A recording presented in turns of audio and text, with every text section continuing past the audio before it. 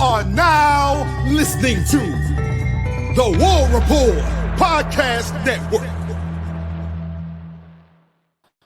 What is up, everybody? Welcome back to the College Podcast. I'm Larck on Twitter. Here the latest in Auburn athletics news. As you know, the audio quality is not going to sound the best. Could not find my USB adapter for my microphone. So I'm going to continue on with the show. I don't know how the audio is going to sound. But what I want to talk about today is something that I think it went viral the day it came out. It's been about a week or two, almost about 10 days since this came out. And it was about Hugh Freeze on the next round. He came on there and was asked basically like how many games Auburn need to win going into this year. And just an expectations thing. What do you expect from you, or what expectations are you seeing from the fans or the team or the boosters or anything along those lines? And what Hugh Freeze said was, I'm not a fool. I think we've got to go to a bowl game. Now, hindsight or retrospect, I guess is a better term there. Yes, you do have to make it to a bowl game this season. I think that is very minimum based level. What you need to do in order to prove that you are capable of winning at Auburn is making it to a bowl game. Because it's only 6 wins. 6 wins, and that's a bowl game. That should not be hard to do, but Auburn was unable to do it last year due to on-the-field issues when it came to personnel, play calling, just straight up, just your team unable to beat the other team on the field. And that was a big issue last year. You're going into year 3 of the Hugh Freeze era, and expectations right now are probably higher than they've ever been since he's been there. And, of course, that's how being a head coach goes. You know, the first year, you're kind of giving some leeway. Second year, up in the air, kind of depends. And then third year, it's like do or die. And we go into this year, and, of course, I've been saying 8-4, 8-4, 8-4. That's all. I'm dying on the 8-4 hill. And for Hugh Freeze to go on there and say he needs to get to a bowl game, it's kind of laughable because it's a terrible answer. It's just a terrible, terrible, terrible answer to give. Because you're going into a year, you go into last year, you had Georgia on the ropes and kind of just messed it up. Bama, you had every opportunity to win that game. The defense forced 5 turnovers from Alabama, and then the offense was unable to produce. Vanderbilt, you lost 17-7 to Vanderbilt. Not because of anything your defense was doing wrong, because your defense held Vanderbilt to the lowest point total of the year, but your offense could not score more than 7 points on a bad Vanderbilt defense. And that's just Cal and Arkansas go into that picture as well. You could have won those games had you not had 5+ turnovers. So you go into year 3, and he also mentioned the recruiting cycles. Yes, he's had 3 good recruiting cycles, but Auburn has only ever had 2 bad recruiting cycles in Auburn terms in the past 4 or 5 years. There's 21, 22. Those are your 2 bad ones, 22 and 23, whichever one those two kind of go with each other. The Harston era recruiting classes were not good. They weren't. They weren't terrible. They were top 25 still. Of course, one of them not being top 25, but regardless, there are teams that are winning more games than what Auburn was winning with less talent than what Auburn had. Again, last year, Vanderbilt. Auburn lost to Vanderbilt. Vanderbilt should never have more talent than Auburn does. Arkansas, same thing with Arkansas. Same thing with Cal. Auburn should not be losing games to teams with less talent. 2 years ago, New Mexico State. You go into year 3, and I think the pressure should be on. It should be I don't want to say like Jupiter level gravity pressure. I think that you go into this year and you should not be confident in 6-6 is the line you need to cross or to get to. 7-5 needs to be your grace point. You need to get to 7-5 at the bare minimum. 6-6 ain't gonna cut it because we already seen 6-6 in year 1. Then we saw a step back with 5-7 in year 2, and you're just kind of going up and down over a line. You're not peaking, you're not flatlining, but you're becoming complacent in where you are if you just get to a bowl game. And when we talk about the schedule, we're going to be talking about it all throughout the offseason and, of course, all throughout, just the season in general. You open up the season on August 29th. We got 96 days till football season starts. And Auburn football season. That you got Baylor, and that's going to be a true test to you. After that, you got Ball State and South Alabama. Then you got Oklahoma and Texas A&M, right? Texas A&M and Oklahoma, one of those two. Georgia, Missouri, Kentucky, and all these Arkansas and Vanderbilt and Mercer, Kentucky, Alabama. You got these teams, and we've mentioned it on several occasions. I've mentioned on several occasions. Auburn has a pretty manageable schedule to go into 2025 with. And you have talent on your team that you've not had since you've been at Auburn. You have talent that, a lot of teams would be going to playoffs with. I mean, look at Arizona State last year. They were able to they're not the best recruiting school in the, were they not, Big 12, but were still able to take down their opponents week after week and make it to a playoff game. You look at other teams around. I mean, Boise State doesn't really. I'm not going to count Boise State because of they kind of got the G5 bid there. But SMU should not be recruiting better than Auburn does. But SMU is able to take down their conference and get to a playoff game.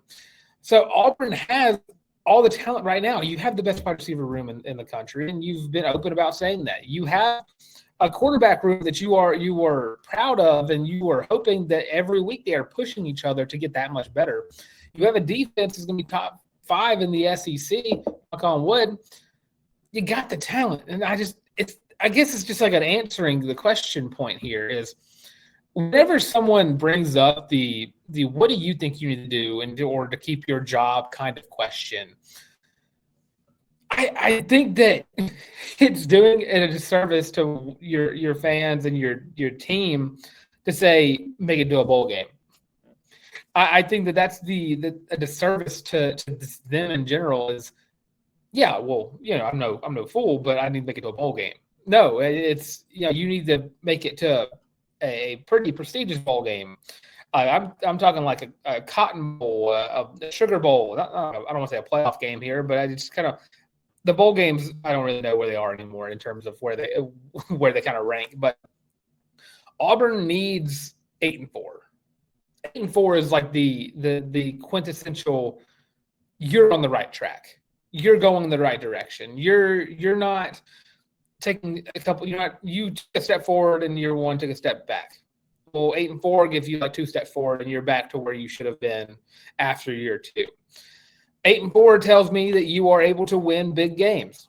I mean, if you look at the games on the schedule, I mean, you think of 8-4, you're looking at beating Baylor, Ball State, South Alabama, Kentucky, Vanderbilt, Arkansas, and the two more teams on there. You should be able to beat those teams that I named, and that's 6 that I just named off a whim. I don't have the schedule in front of me. If I did, I probably would have got all the teams, but 6 right there that you should be beating. 8-4 tells me you were able to beat 2 more teams that you probably weren't projected to beat.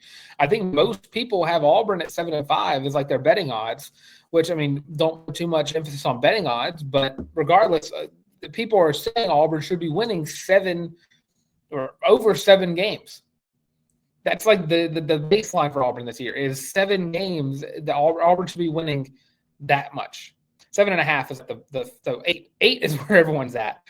So you're going to this season and you have all these expectations, and you kind of it worries me a little bit whenever at times Hugh Freeze feels he's very confident in the team that he's putting out on the field. He's very confident in his talent, and he's confident that he can compete. And then he answers a question like this, and it's like, okay, well, how come a month ago you were saying we should be competing in the SEC starting this year? Now we got to make it to a bowl game. And hopefully there's not like a more context to what he was trying to say there. But dude, if we can 6-6 will not work for Auburn going forward. Right now, Auburn, I would say Auburn is behind the grain in terms of the 2026 recruiting. They have dropped so far down from being like top one just a couple months ago. Then everyone started recruiting 26, and now Auburn's down 33. You got to start picking up some steam now. And of course, Auburn, lost out on a recruit earlier this week in Travis Burgess. He lost out to him to UNC. But regardless, I mean, Auburn still has other guys they're looking at, and guys like Landon Duckworth comes to mind right away. You got to start doing some things that'll turn the tides in your favor, because I can't say that I'm the highest on Kalen DeBoer, but Alabama has not really missed a whole lot of beat recruiting-wise since the departure of Nick Saban.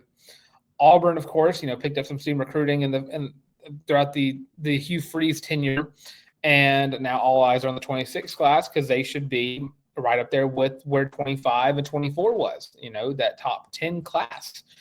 And Hugh Freeze mentioned, I need a few classes in this range, and I can start doing this. But now you got a couple of those classes. You got a couple of transportal classes that are going to get you pretty far. And to kind of ruin everything by saying, I just got to make it a bowl game, kind of ruins all of that going forward.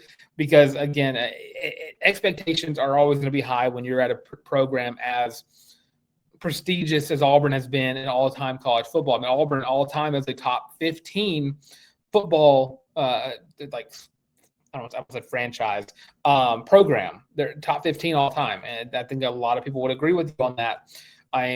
Auburn has not won a national championship since 2010. Auburn has not been to a championship since 2013. They've not even been to an SEC championship since 2017. So whenever you have tasted that kind of victory, you kind of it's like an addiction kind of thing. You taste it once and you're like, okay, well, I got to have more of it. Auburn has not been back to these places in so long that it gets very painful whenever you're seeing miscommunication, just inaccuracies in how a program is being ran. And of course, Gus Malzahn was able to do all that stuff in 4 or 5 years being there, was able to get offense coordinator for the national championship team, bring Auburn back to that national championship, and then of course win and go back to an SEC championship in just a few more years. Now you got Hugh Freeze after the Harsin tenure, which everyone's pretty much aware, threw a whole wrench into every single gear Auburn was planning on doing after the Gus Malzahn era. And you see things going in the right direction, things are being fixed. Things are going better than they were prior. I mean, I would say Gus Malzahn's recruiting, while it never was bad, was never the best, because at times I felt Gus Malzahn was recruiting talent and not really recruiting to scheme. While it looks like Hugh Freeze is trying to do both, which is a rare occurrence of sorts from what we're used to. And Gus Malzahn, I mean, outside of Bo Nix, high school wise, none of his quarterbacks really worked out for him or for Auburn.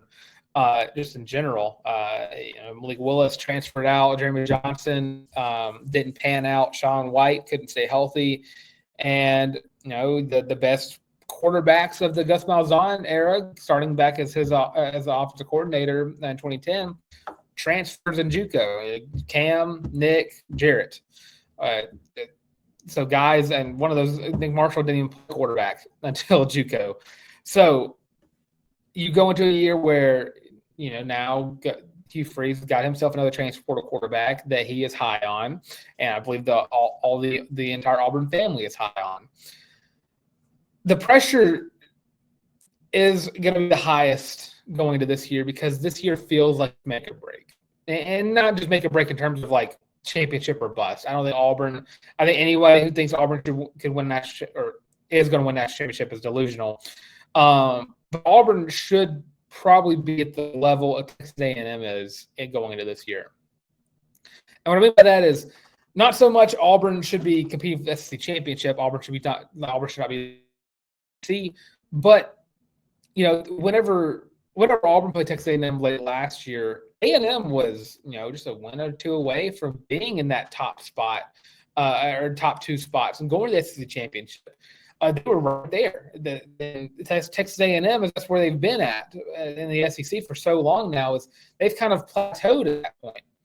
Now you look at Auburn, and Auburn, they have the same talent level that A&M had last year. Of course, they were able to beat A&M last year in like 25 overtimes, and it was like 5 in the morning whenever the game was over with. But you go into this year, and you should probably be peaking at the level that A&M is right now. And that's that gritty, we can beat you if you mess something up. We will take advantage of your flaws to beat you down. And I mean, going to this year, Georgia is a game that I'm like questionable about saying if I think Auburn should be able to win that game or not. Of course, I don't think Georgia's going to be the team they were last year. I think the SEC is getting to the point where it's starting to balance out a lot. Because Oklahoma could be anywhere from like 3-9 to 10-2. It just depends on whatever they're doing over there in Norman. I just don't think. Again, I'm not high on Brooklyn. A&M kind of the same thing. I don't think they got worse. I don't know if they got a lot better over the offseason. Arkansas, I don't think Arkansas got better. Vanderbilt did not get better. Kentucky definitely did not get better. So you have all these games, and you go, Kentucky, you beat them last year. Arkansas, Vanderbilt, you should beat them this year. A bowl game feels like it is completely undervaluing or understating how many games you should be aiming for going into this year. And of course, it's kind of maybe it's bad luck for a coach to give a number. Which, 8-4 doesn't get you much. It gets you a bowl game. It does. Unless your conference is bad, 8-4 can get you to a conference championship game. But I would not, if I was Hugh Freeze and someone asked me how many games Auburn need to win to, keep my job, I think a numerical value is not a terrible answer. I think 8-4 is a pretty decent response to that. I would say 8 wins. I would say 9 wins. I would say anything that, is feasible. 8, 9, 7. 7 feels like it could be like a bad stretch, but 8 wins is like the perfect level. The pressure, I will say, is on. It does feel like it's 8-4 or bust. 7-5, again, I think it could be a discussion made about whether or not 7-5 is a fireable offense or not. But 6-6 and below, I mean, dude, that's not. That is showing that you are trudging along. You are getting a bunch of talent, and that's just based on what you're doing. Talent's coming in, and Birmingham Bowl. You got more talent coming in, and Music City Bowl. You got more talent coming in, and maybe you miss a bowl game. Too many 6-6 teams, you get cut out. You need to have a 8-4 season for me, and I would say for the fans to really get it proven to them that you are capable of winning at Auburn and capable of winning the game Auburn is seen as, potential winners of.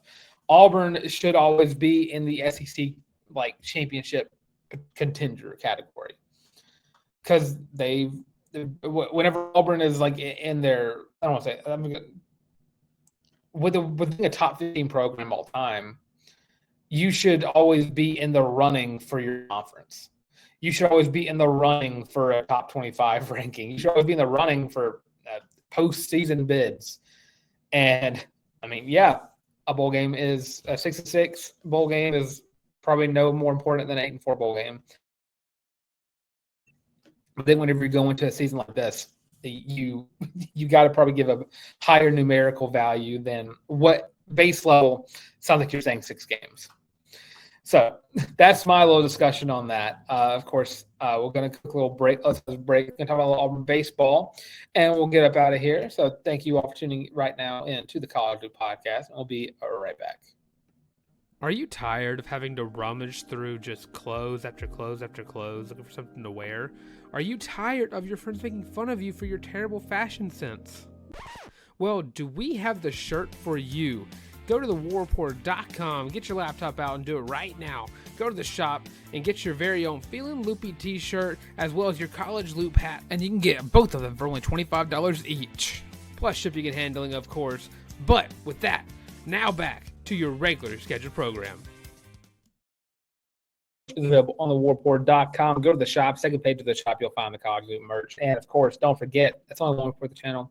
Best sports with the channel. Of course, by liking the video, by subscribing to the channel, of course, and of course by commenting on the videos. Let me know how much pressure is on Hugh Freeze to win in 2025. How many games do you think Hugh Freeze has to win at minimum to keep his job and go into year 4? Let me see in the comment section below. And of course, don't forget to check us out on audio versions of the show as well. And we talk about the show. Use hashtag feeling loopy. Let us know that you're watching and supporting the show. Now, as we go on to baseball, just a quick little tidbit. Of course, I will always state that I am not the most knowledgeable of of baseball. Softball is kind of more of my diamond sport. I would hear Auburn softball. I picked up a big time commit 2 days ago. If I'm not mistaken. Auburn baseball took on Texas A&M in the second round of the SEC championships, where they fell to the Aggies 3-2. Of course, not able to go on and continue to go win in Hoover. Auburn's track record in Hoover is not the best in the world right now. But of course, all eyes are on tomorrow. Tomorrow is selection day for regionals. Auburn, I think, in perfect. Auburn. I think Auburn's in like the perfect place right now to host a regional. I think everyone is pretty much aware of that. That Auburn probably will be hosting a regional as a higher seed. Which in terms of the last time Auburn even won the SEC tournament, which I can't think of at the top of my head right now. But it seems as of late, it has not been. Auburn SEC tournament has not really been what's gotten them kicked out of the NCAA tournaments and regionals and super regionals. The team that usually goes in the Hoover is not the same Auburn team that plays the next week or plays the week before. It's like Hoover has a weird curse around Auburn. So I just want to throw that out there. Also, shout out golf, currently in the top 3 of the NCAA championships as well. Of course, best team in golf, better than all the PGA Tours teams out there. But yeah, that's going to do it for the College Loop podcast. Nice 22-minute pre-recorded show. I am not currently live streaming right now because I am at a birthday party, our birthday dinner in Atlanta. So pre-recorded show today. With that being said, thanks for tuning in to some of the College League podcast. Of course, I'm Dylan Larck on Twitter, Instagram as well at Dylan Larck, DYLNLARCK. Got me on TikTok as well at your boy the Tank, or also Tank Talks Football right here on YouTube as well. I'm still working on trying to get everything together. It's summer break for me. I am a teacher, so I'll get a chance to actually work towards getting everything made. That way I can get started on that project in due time. Don't forget to check us out right here on the College League podcast. Like, comment, subscribe. Let me know, what do you think is the minimum number of wins Hugh Freeze has to get to keep his job going into 2026? And of course, don't forget to check us out, social media platforms, Twitter, TikTok, Facebook, Instagram, the works, all is the College Loop. And of course, audio versions of the show as well, Spotify podcast, Google Podcast, Amazon Music. Now, with all being said, thanks for watching some of the College Loop podcast yet again. And as always, war